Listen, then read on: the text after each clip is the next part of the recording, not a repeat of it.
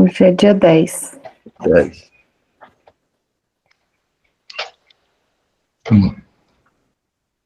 Francisco olhou para todos os companheiros que, em silêncio, esperavam a sua fala. O agrado era geral entre todos. Sua mãe estava deslumbrada com seus conhecimentos e sua segurança ao falar. Jarla ouvia satisfeita, porque conhecia os talentos do seu filho do coração, e Folie deixava à vista a sua admiração. Todos, sentados no chão, ouviam Francisco de Assis dissertar sobre assuntos sobremaneira profundos, nunca antes ventilados, mesmo nas igrejas, pelos padres e bispos, como também cardeais. Era uma verdadeira função mediúnica no século XIII. Francisco, embebido na inspiração divina, pelo divino dom de transmitir, parou os olhos em Shaolin, que passamos a chamar de Frei Luís, e disse com respeito e alegria: Frei Luís, poderia o irmão em Cristo repetir a fala do grande apóstolo de Jesus, Paulo de Tarso, aos Coríntios, sobre o amor? Desde já agradecemos a tua oração, para que possamos firmar nossos sentimentos nesse dom, que para os outros significa vida na vida universal. Frei Luís, sorrindo para todos, começou o canto nestes termos de luz. Paulo, na primeira epístola aos Coríntios, no capítulo 13, versículo de 1 a 13, assim nos conclama, inspirado na verdade. E eu passo a mostrar-vos ainda um caminho sobremodo excelente, que eu fale a língua dos homens e dos anjos. Se não tiver amor, serei como o bronze que soa, ou como o símbolo que retine. Ainda que eu tenha o dom de profetizar e conheça todos os mistérios e toda a ciência, ainda que eu tenha tamanha fé ao ponto de transportar montes, se não tiver amor, nada serei. E ainda que eu distribua todos os meus bens entre os pobres, e ainda que entregue o meu próprio corpo para ser queimado, se não tiver amor, nada me aproveitará. O amor é paciente, é benigno. O amor não arde em ciúmes, não se ufana, nem ensoberbece. Não se conduz inconvenientemente, não procura os seus interesses, não se exaspera, não se ressente do mal, não se alegra com a injustiça, mas se regozija com a verdade. Tudo sofre, tudo crê, tudo espera, tudo suporta. O amor jamais acaba, mesmo havendo profecias que serão aniquiladas, mesmo havendo línguas que cessarão, havendo ciência que passará, porque em parte conhecemos e em parte profetizamos. Quando, porém, vier o que é perfeito, então o que é em parte será aniquilado.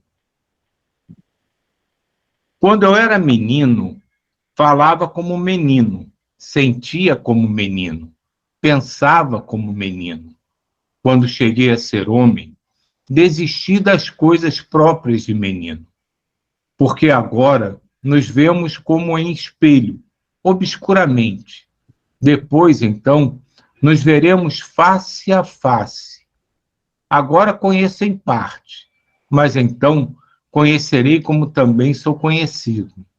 Agora, pois, permanece a fé, a esperança e o amor. Destas três, porém, o maior é o amor.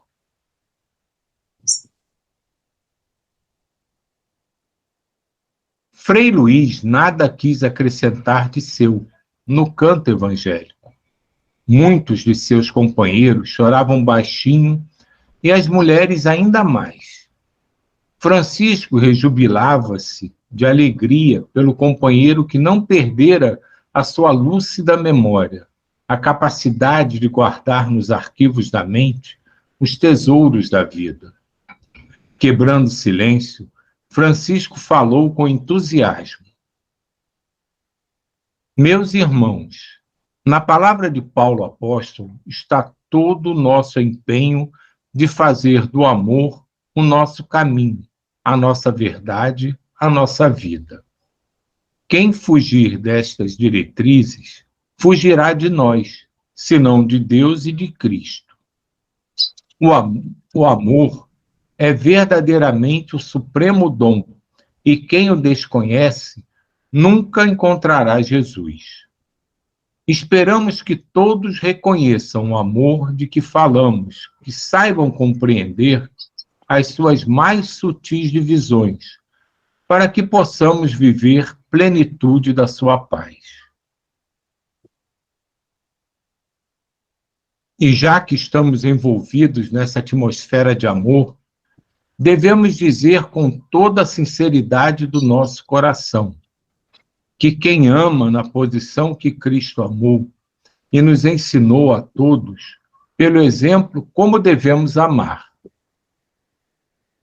Não tem pai, não tem mãe, não tem irmãos de sangue, não tem escravos, não tem senhores.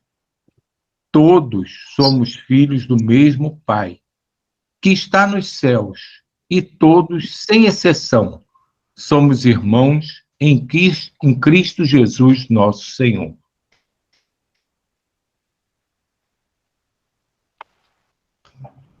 As notícias da ordem dos irmãos menores e de suas regras de vida corriam o mundo. Era de se notar o interesse de muita gente em conhecer a comunidade, bem como Francisco de Assis. A cidade de Assis ficou famosa, e as pessoas vinham de muitas partes do mundo, de toda a Itália, da França, da Alemanha, de Portugal e da Espanha. E não faltava quem viesse até do Oriente. A cada dia que se passava, avolumava-se o número de discípulos, integrando-se a ela grandes nomes, desde que obedecessem às regras estabelecidas.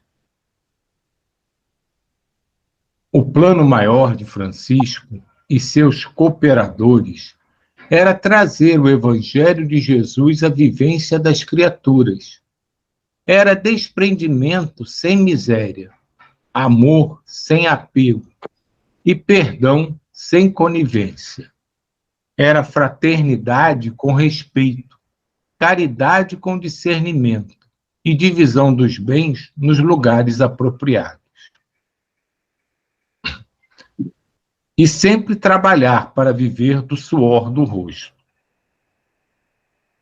Era liberdade com responsabilidade, alegria nas coisas santas e energia sem violência. Era compreender e escolher o bem, sem ostentação. Silvia, falar um pouquinho. Quando fala que muitos foram chegando, né? A gente pensa nessa questão da vibração, né? Assim como a gente também vai conseguindo se aproximar, né? Como cada um vem chegando também no nosso grupo ou em outros grupos, né? Ou vai se afinizando, né? E aí parece que é um encontro assim inesperado, alguma coisa assim, né? Mas como já me veio essa questão assim de como já tudo vinha sendo preparado para que e como todos já estavam disponíveis para viver isso que era tão inovador, né? Essa questão de desprendimento, dos bens, né? Daquela época e tudo, como ele já facilmente foi arrebatando assim tantas pessoas. E como quando a gente, né, mantém assim também essa questão da vibração, a gente pode também, né, estar rodeado, né, por pessoas na mesma sintonia e fazer o trabalho que a gente tem que fazer, né? Era isso que eu queria. Eu pensei exatamente isso quando eu li esse pedaço, pensei exatamente na gente também. E não é só nas pessoas, né? Porque a gente tem acompanhado, né, do decorrer desse pouco mais de um ano, né, que a gente se juntou, né? A espiritualidade, né, como tem crescido a egrégora em torno desse trabalho, né? Como isso serve como um imã, na verdade, de pessoas encarnadas e de espíritos imbuídos do mesmo propósito. Né, que quando ele fala ali, né, a carta de Paulo, né, e começa a falar do amor, das características do verdadeiro amor, essa é, na verdade, a essência que movimenta toda essa intenção de trabalho que a gente tem aqui, né? Que é só fazer isso, né? Irradiar amor da melhor forma possível, da maneira mais pura possível, e isso, como no caso dele, foi atraindo, primeiro por curiosidade, depois por sintonia, o mesmo vai acontecendo com o que a gente faz. Primeiro chama atenção por curiosidade e depois a coisa vai se expandindo por sintonia. Mas o que é que está acontecendo aqui? Olha como isso é bom, olha como isso é legal, como eu me sinto bem ligado a isso. É exatamente o que eu queria, é onde eu quero estar, é onde eu quero trabalhar.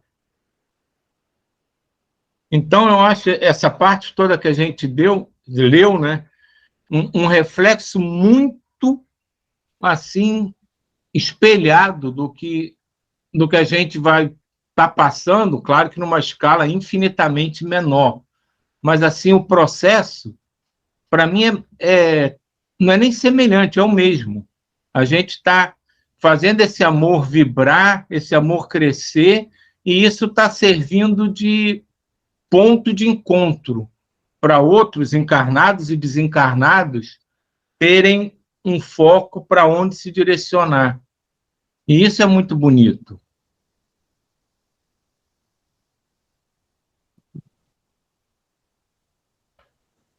É o que a gente está vibrando, né? Tudo é vibração. É a oração de hoje e esse texto, né? Então, vai chegando, as pessoas vão chegando, encarnados e desencarnados, de acordo com a nossa vibração. Eu acho que foi o Silvio que falou na semana passada, escreveu, inclusive, no chat. A colheita, como é que é? O plantio você escolhe, a colheita é certa, né? A semeadura é livre, a colheita é obrigatória. Então a gente colhe o que plantou. E, gente, semear o amor agora, e vibrar em amor puro. Esse negócio que a Neuza leu hoje, essa oração que a Neuza fez hoje, né? E que o Francisco tem, que você vê o Cristo, os homens iluminados, as pessoas boas, você sente paz nela. Você sente a vibração de amor. Você sente o Cristo nelas. Se chegasse para mim, qual palavra você substituiria por amor? Cristo. Né? Cristo era puro amor. Cristo, Francisco, um amor alegre. O amor, ele é alegre. Ele é contagiante. E todos que chegam até nós têm que sentir esse amor e a gente vai trazer essa vibração. E vai chegando essas pessoas bonitas aí, né? Alguns chegam assim de lado, assim, né? Os meios mas vai chegando gente de todo jeito. Bacana, boa observação, Nilson. Eu acho, assim, de repente vai ter uns aviões passando, que eu moro perto de avião, eu tô do lado de fora, vai fazer uns barulhinhos. Mas, mais que nunca, eu acho que a gente está vivendo essa experiência hoje, né? No nosso dia a dia. Dessa vibração, nessa busca de vibração pelo amor, porque facilmente, né, a gente está tendo tanta excesso de informação e que vai chegando na gente, e que a gente, quando vê, a gente está envolvido em outras energias, né, que não são a de amor, a de, né, equilíbrio, de paz, né, e a gente, de repente, tem que virar, epa, vamos voltar, e de repente, a gente precisar realmente desses apoios, de se juntar, de se unir, para vibrar e ficar maior essa vibração, e também, assim, eu tenho percebido, de não querer tanta informação, né? Também, essas informações que eu falo do dia a dia, que está aí permeando a nossa vida, e de medos, e disso, e daquilo, e da gente realmente se afastar disso, e buscar realmente essa questão do amor, né?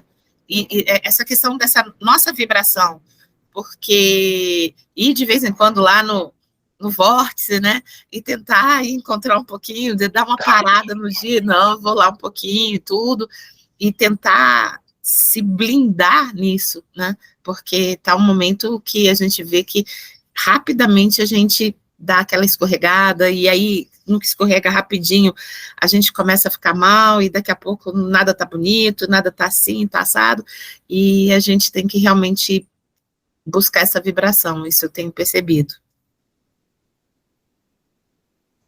Sim.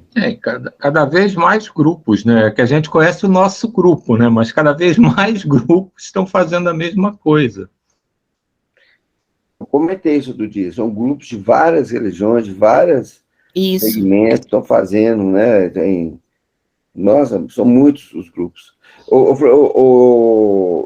Silvio, retorna um parágrafo, porque ele é muito importante. Retorna um parágrafo anterior. Vamos reler ele aí. Acho que ele é muito importante, porque esse é o caminho, né? Qual é esse aqui, do plano maior? O plano maior. Vamos retornar daí. O plano maior de Francisco e seus cooperadores era trazer o Evangelho de Jesus à vivência das criaturas.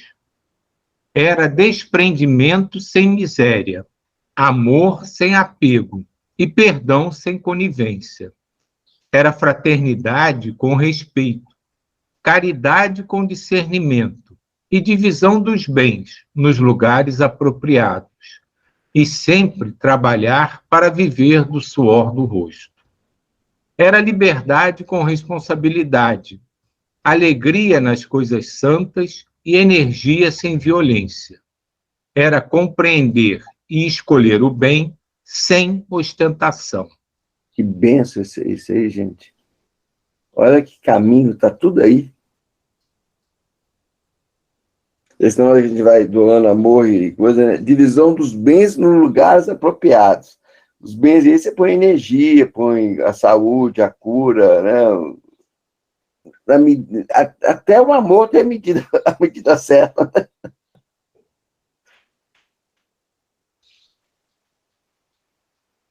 Me lembrou uma conversa que eu tive com aquele rapaz que você conheceu, Rômulo, lá do Afeganistão, a Neta conhece, o Joia. Ele falou, na terça-feira que eu encontrei com ele, ele falou assim, a gente falando das questões, né, dessas questões de trabalho, das questões das dificuldades e tudo, aí ele falou tão bonito, ele falou tão, assim, bonito de você, e depois falou assim que ele foi tão bem tratado, com tanto respeito, com tanta,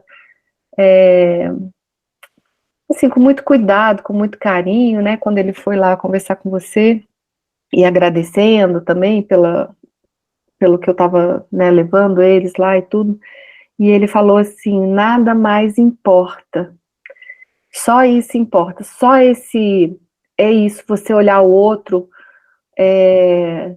como falava no texto, né, anterior, não existe um que seja menor que o outro que, né, se a gente conseguir olhar para as pessoas, né, da mesma forma, aí sim ele falou para isso é o que realmente faz sentido nas nossas vidas, né, não é o dinheiro, não é nada dessas outras ilusões que a gente vê, né, e uma coisa que esse nosso grupo, que a gente falava, né, esses dias para vocês, que a gente tem, uma coisa que eu aprendi, que o que a gente está fazendo aqui, nesse momento, todos nós, é vivermos as relações. Então, essa relação com o outro, principalmente, né, não só a relação com o divino, mas a relação com o outro, é o que vai trazer a real possibilidade das nossas mudanças internas, né? Não é para o outro, não é para a gente. as possibilidades de estarmos mais atentos, e é só isso que a gente tem que fazer. Se a gente conseguir olhar para o outro como irmão, né? E ele fala, não é irmão, não é pai, né? Como divino também, né? Olhar para o outro como esse ser, como nós, né? Cada um nesse momento está representando um papel, mas é tudo ilusão. Se a gente tiver essa consciência, pronto, já ganhamos. O Adalberto fala o seguinte: a gente precisa do outro, senão a gente não cresce. A gente não vai ter o contraponto. Adalberto dá um exemplo de bater palma. Você precisa da outra mão para bater palma, senão você não vai bater palma, você vai ficar batendo no ar. E só o outro faz a gente crescer. E só a gente essa fase, a gente só reconhece o que conhece. Quando eu enxergo o Cristo em vocês, em cada um, quando eu enxergo o Deus, o Pai, em cada um, quando eu enxergo a divindade de cada um, aí sim. Porque não existe ascensão sozinho, isolado, ninguém ascende sozinho, né? A gente precisa muito do outro. Agora, você contando essa história do Jó, eu acho interessante, sabe por quê? Porque lá eles tinham muito preconceitos. Gente, eu estava lendo outro dia também sobre o Brasil, né? O Brasil é a pátria do Evangelho. A gente é muito abençoado ter nascido aqui. A gente fica falando de fora, de fora, de fora. Isso aqui é uma bênção. Isso aqui é uma bênção. E essas coisas políticas que estão acontecendo aí, que a Tia está falando nos noticiários, faz parte do nosso amadurecimento, do crescimento como pátria, que todos acolhem. E é tão gratificante a gente estar aqui e poder exercer isso, né? Exercer o encontro com as diferenças e saber que é a diferença que nos faz ser melhores. Nós aceitamos a diferença do outro, a gente compreende, né? Se eu vou fazer que eu compreenda mais do que ser compreendido. Ah, é lindo, meu Deus. Ainda mais lendo Francisco, é magnífico. Tudo isso é muito perfeito, né? Mas tem sempre aquela história as lições vão se repetindo. Isso que Francisco aqui fala, né? Não existe pai, mãe, filho, irmão, todos são irmãos. Na verdade, ele está repetindo uma coisa que Jesus disse a Maria 1000 e tantos anos antes, né? Mulher, quem é teu filho? Então, ele já naquela época ele mostrou essa ideia de que não existe esses laços como a gente ainda entende hoje e dá mais força. Ele mostrou, na verdade, somos todos iguais, né? Como eu já repeti várias vezes, né?